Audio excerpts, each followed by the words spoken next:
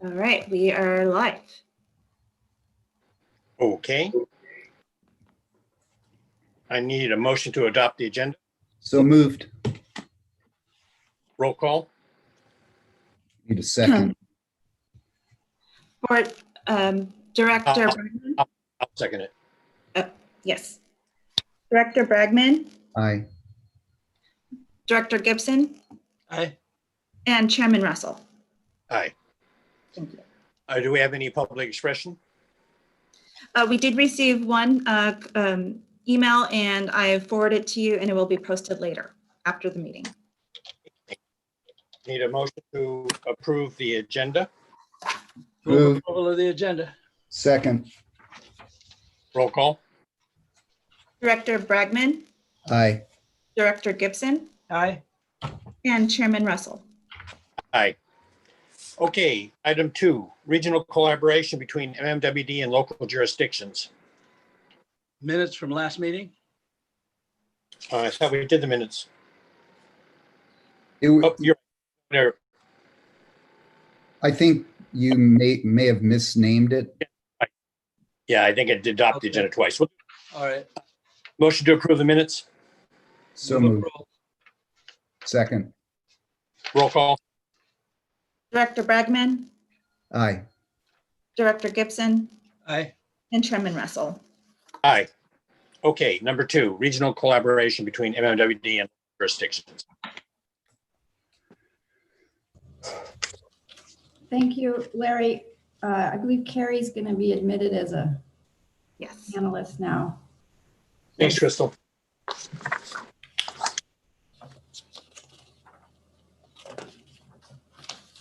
Try this again. Good morning, everyone. Can you hear me? Yeah. Louder. Yes. Carrie. There. Very good. Carrie was evacuated, so we're glad you're able to join us and Wow. everything is okay with you. Yeah, all is well. Thank you. Yeah. Yeah.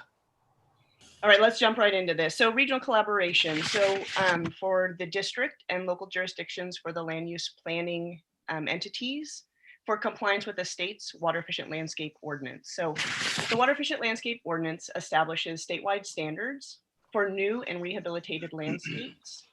And these land use authorities, which are local cities, towns, and the county, are required to ensure compliance with the state. And then they're also required to do annual reporting to the state on participation, or not participation, but how many sites went through this process. Mhm. So in 2015, the district adopted a slightly more restricted water efficient landscape ordinance. What makes it more restrictive is that the state requirement for rehabilitated landscapes is 2,500 square feet, and our requirement is 1,000 square feet or more. So, it is slightly more restrictive. And because we have this landscape planning or landscape plan review ordinance on the books, the district has been conducting review of landscape plans, essentially on behalf of the local ordinance or the local jurisdictions. And we've been doing this to ensure compliance with our own ordinance that we have in place. And each year, because not all, but most of the local cities and towns know that we conduct these, they reach out to us for the reporting documentation that's needed for the state. So square footage that was reviewed, number of sites, types of sites, etc. So during the 2019 reporting process, we noticed that there was varying levels of coordination from the local jurisdictions in our service area. And so what we're really looking at doing here is establishing a multi-benefit agreement, which I'll note has not been fully developed. We just had a draft point right now, which will really solidify the process for landscape plan reviews. What we're hoping to include here are timelines for the plan review, ensuring that the planning counters direct staff to, or direct applicants to staff at the district for the landscape plan review for us to determine whether it's applicable or not. We'll cover items like who will conduct the inspections, which is a required part of the process. And then finally, of course, reporting, who will handle the reporting. And then finally, the documentation of the project completion or approval needs to be, we'd like to have that be part of the required packet for the final sign off on the permit, which is not currently something that's incorporated into all of our local jurisdictions permitting process. So we really believe that this multi-agency agreement will ensure consistency, compliance, and support not only for this landscape plan review process, but any other water conservation initiatives or water efficiency initiatives that the district will launch that will require an increased coordination between our local jurisdictions. So as I mentioned, we do not have this item, the agreement fully, finalized, because we are just kind of starting to initiate the discussions with all 11 of those entities that we'd like to get agreement with. And once we have that finalized, we will of course bring it back to the board for your approval. This is an item for discussion. There's no action required. And if there are any questions, I'd be happy to take them. If I could briefly just jump in with a couple additional points.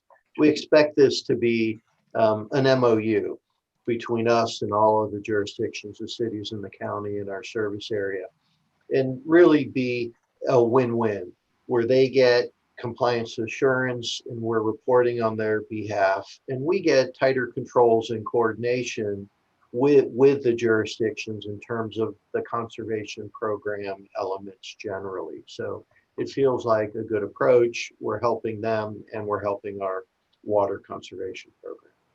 Mhm. Yeah, What's the timeline on it? Yeah, so I had an initial meeting with the building officials back in February, and that's where this idea kind of came up. And there was interest from them to participate as well. COVID hit, and so everything's kind of at a slower pace. But once we have approval from you all to move forward with this, then we'll reach out and begin those negotiations. So I would imagine it'll take at least 6 months or so. Okay. yeah, I think it's a really good idea, and would actually urge you to try to get them to include beyond landscape as far as plumbing efficiency and those type of things too. So I know I went to Fairfax to get them to adopt some of our indoor efficiency standards, and the rest of my towns in my division, I don't even know if they've done that. So I think this is a very good step. Really, Yeah, I agree. I think it is too. strongly support it. Yeah. So, yeah, I hope it moves forward, and I really do think you should be somewhat bold in Yeah. including a greater breadth of regulation. Yeah. Truthfully, so Aggressive was the word I was thinking of. Bold is I better. didn't want to use that word. And I would also note, directors, that we would expect potential involvement from you all. When the MOU is brought to the jurisdictions, we would invite you to attend that meeting.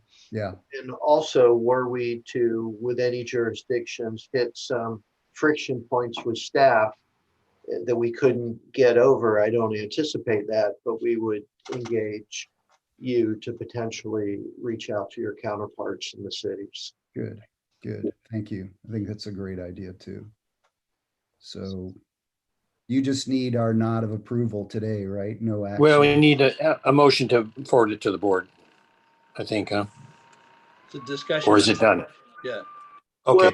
Well, I think our intent bringing it here was just to alert the board. So as we're talking with staff, you don't hear about it, Okay. means. We would bring it now once we begin negotiations and have the makings of the MOU. We would bring it to the board to get your support with proceeding to the final stages of that. Okay. Maybe we could take a look at the draft agreement, Yeah.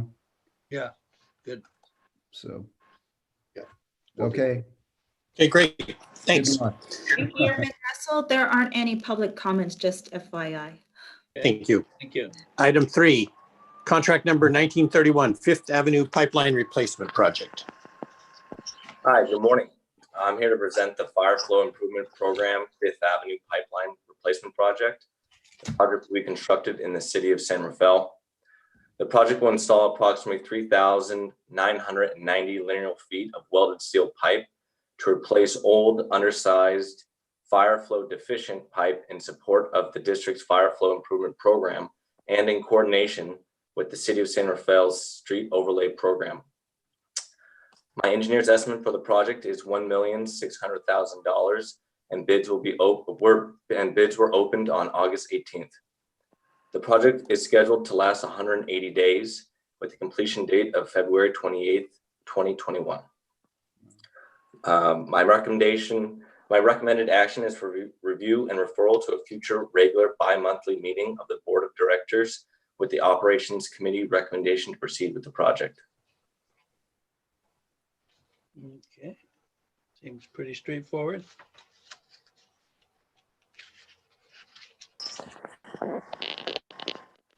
I'll make a motion. Terry, do we have any public comments on the item?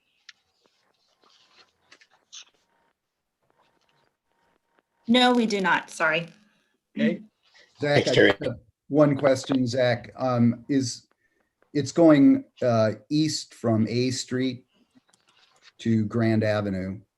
So I Correct. know the city of San Rafael just completed its new fire station, which I think is at 5th and D. If there's any contemplation of going west with this thing at some point.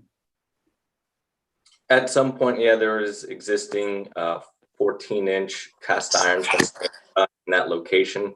However, the project limits here are ending there at Mission. Yeah. Okay. I'd second the motion to go forward with the project.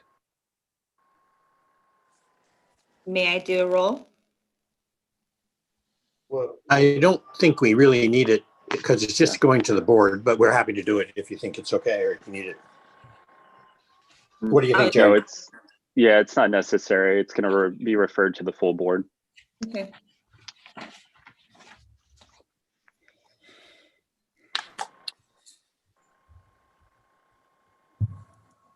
Okay, thank you.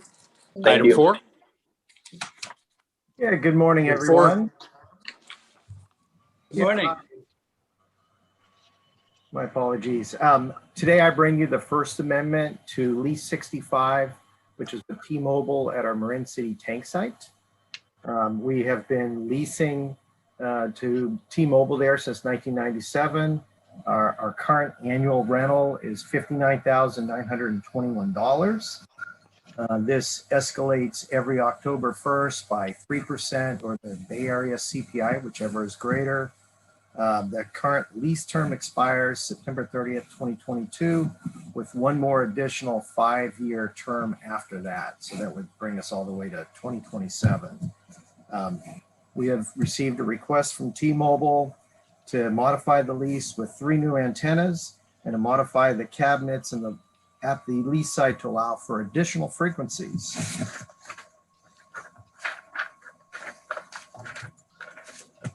We have negotiated a one-time fee for this process at this point for oversight and administrative time at $7,600. And that's for our review of the project and bringing it to the board, and also the review of the construction project itself, and an annual rental increase of $10,000 annually. And this would bring the rental increase to $69,921, which will become effective 30 days after the issuance of a building permit by the Marin County Community Development Department.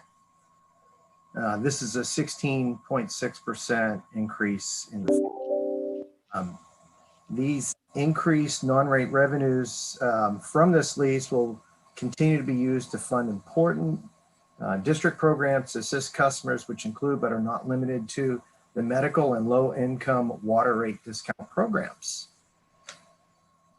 So staff recommends that the Operations Committee review and refer this item to a regular future board meeting for the Board of Directors, with the District Operations Committee recommending to authorize the general manager to execute the First Amendment to the amended and restated Lease 65 with T-Mobile. If you have any questions. Paul, I have a couple questions. I'm a little bit concerned about this lease amendment. I received public comment from somebody who lives in the area that there's concern about installation of 5G at that site. So first of all, can you confirm that T-Mobile's installation is for 5G? Yes, I can. And it is. Yes. Okay. The standard 5G standards are currently in litigation in the DC District Court. So I'm a little bit concerned about approving this project while the broadcast standards are under review in the Federal District Court. I also received notice that the Marin City Community Development District is concerned about this installation. So I just want to put those issues on the table. I just received documentation from Jared, a legible copy of the construction documents and the lease. The construction documents I just got this morning because the ones he sent me earlier were not legible. But is there any time sensitivity to this? Actually, there is. They're trying to move forward with this in the beginning part of September. We were hoping to bring this to the board on September 1st. We are still awaiting a signed agreement from them, but we expect to get it in the next few days, and we will not bring it to the board without a signed agreement. I'm going to oppose bringing this to the full board. I need additional time to look things over. So that's where I'm at right now. I don't know how the other board members feel. But What is the downside of delay? It would just delay construction that they have planned on their side, but there's still, I'm sure, some permitting processes that they need to go through. So, delays just delay their ability to start their project whenever they are approved. Why don't we do this, guys? Why don't we put it on the board meeting, let it get out of the dock, and then if that date is not available on September 1st, we either have a full discussion at the board meeting or we pull it off. Sounds good to me. I mean, if you guys wanted to go to the board, I would just, I would request that at least on the first go round, it be on for discussion versus approval. Oh, yeah. Yes. Yeah. Well, either way, I mean, if we get the data we need before that, it can go on for approval if it satisfies you. And if it doesn't, we'll have it in full discussion. I think, Larry, what we could also bring to that meeting would be clarity as to the permitting process they would have to go through with presumably the local jurisdictions in some way that may help clarify what our roles and responsibilities are and what the local jurisdiction's roles and responsibilities are. But it may not satisfy. But I think that would be a good additional piece to bring.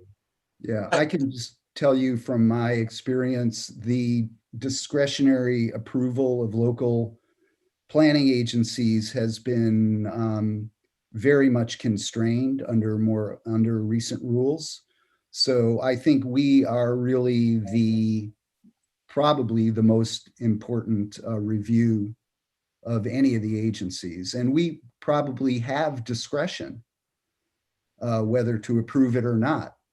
So I think our approval is very, very important here. And, I think it does deserve a full hearing. And, if the rest of the board wants to put it on for a regular board meeting, that's fine. But like I said, I'd like it at least to get a chance before it's on for approval to have a discussion item first before it's on for approval, which would only. Are you suggesting, other than at the board meeting, for example, bring it back to the dock at some future date? I prefer that if staff and the rest of the board wants it to go to the regular agenda, that's fine. I'm going to need some time to look into it. I'm not asking for, 6 months, but I'm going to need at least a couple weeks or 30 days to kind of go through my review. So the lease itself is about 65 pages. The construction documents aren't that long. There is litigation pending in the DC District Court, which I can send to the manager for circulation to the rest of the board. So it's worth discussing. And I also think it's worth at least notifying and the Marin City Community Services District about the application. Yeah. I know they've been made aware of it through a constituent that lives down there, but I haven't heard back from the board member who it was sent to. Well, that sounds like a more full discussion you're looking for here. My suggestion is we simply bring it back to the doc at the next month's doc meeting. I would appreciate that, honestly. I mean, I know it puts it back 30 days, but it's an important discussion. And I know there's a lot of community interest. I know Mill Valley went through a long 5G process. I don't know what Sausalito's done. I guess that's the more relevant one. County of Marin had a very full discussion about 5G. I know Supervisor Sears, who represents that area, signed on to the amicus brief for that DC litigation. So it is an item of community concern, and I do think it deserves a fuller airing. Okay. So I would appreciate bringing it back to the next doc. Okay. Does that work, Jared? Yeah, I think that works. I think that what Paul can probably do is we can reach out to T-Mobile and see if that's going to impact their schedule in any way, and if they need it sooner, we could discuss that with the board. But otherwise, I think that would work. Okay. What kind of public comment do we have on this, if any? We do not have it. I did get an email from a resident of Mill Valley, and the Marin City Community Services District was copied on it.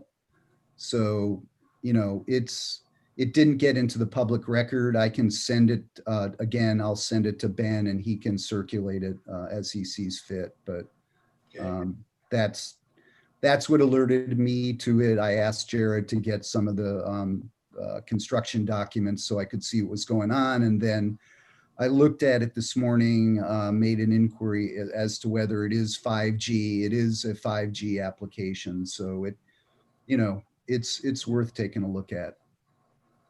And Ben, to that extent, let's put some science behind this instead of, fear.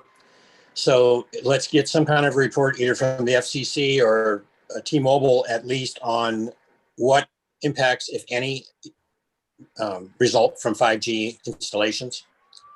I know my phone lights up 5G, so there must already be 5G coming off of some of our systems. Yeah.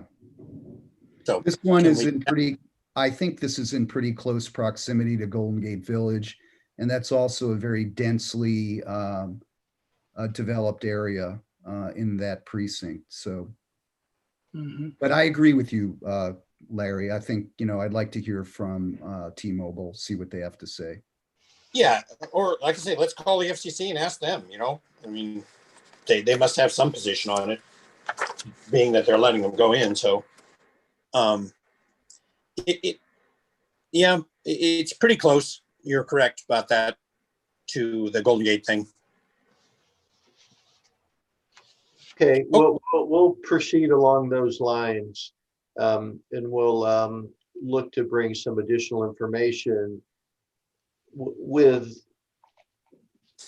trying also, I understood what you said, Director Bragman, but really looking at, to the extent we can, informing the board of where typically these systems get permitted. But also, I think Director Russell raises a good point of what 5G may we already have up there. Not that that's conclusive to the discussion, but just to help inform it. That's fine. Especially if there's not mobile 5G sites already on our watershed. And obviously, they're first, they're not going to be the last to request this. Yeah. Our policy in Fairfax was to try to get them away from densely developed areas. So anyway, I appreciate the courtesy, everybody, and thank you very much. Okay. Cool. All right, thank you. Number 5, San Geronimo. All right, good morning, all. This is Alex Anaya, the senior engineer in the civil design section.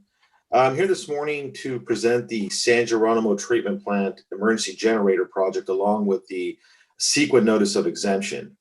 A little bit of the background: the San Geronimo Treatment Plant was constructed in 1961, and it's a source of approximately 50% of the district's potable water supply. Since its construction, the plant has been expanded to meet increased water demands along with upgrades to improve the water treatment capabilities and seismic reliability.